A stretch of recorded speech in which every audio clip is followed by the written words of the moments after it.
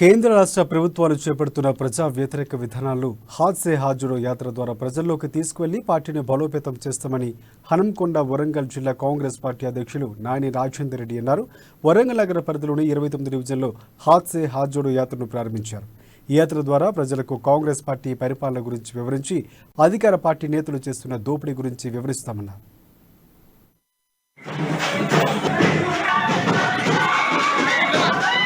రాహుల్ గాంధీ గారు హాత్ సే హాత్ జోడో యాత్ర, భారత్ కు బచావ్ యాత్ర నిర్వహించడం జరిగింది.